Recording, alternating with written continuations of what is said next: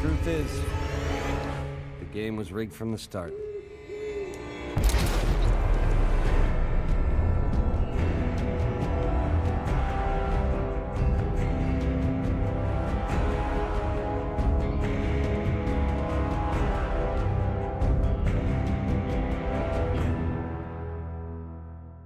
A lot of people say that Fallout New Vegas is the best Fallout game, and I can understand why they say so. It's my favorite Fallout, and definitely one of my favorite games of all time. But why though? Why do I love this game so much that I've gotten all the achievements and wasted 200 hours of my life into it? Is it because the story is interesting? Or is it because the gameplay is addicting?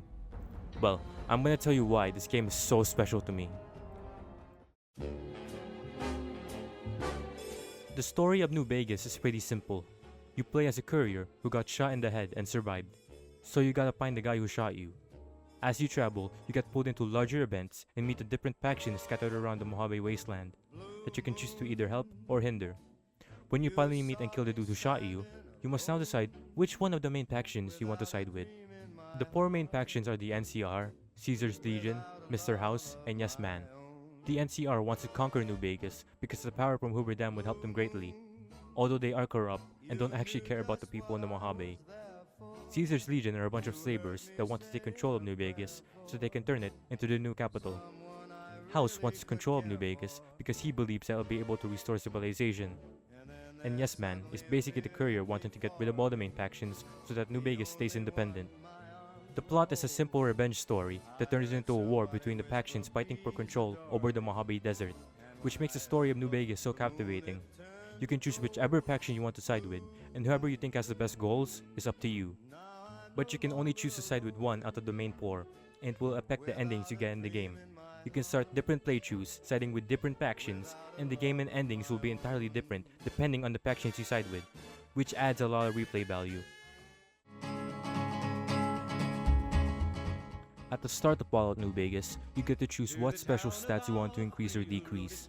These stats have an effect on what perks you will be able to get in your playthrough.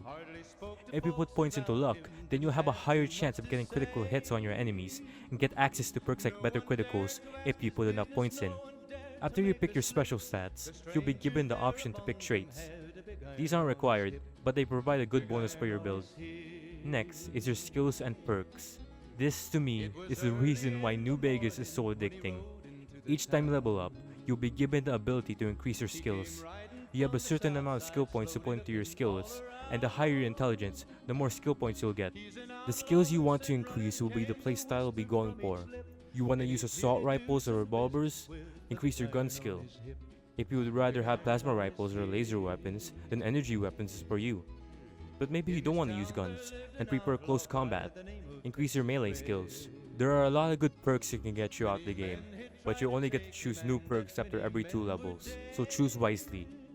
Leveling up in New Vegas feels so rewarding because you become more and more powerful, and it's one of the reasons why I go back and play this game from time to time. One of the most important aspects of video games is the ability to let you play the game how you want to play. New Vegas lets you do whatever you want to do.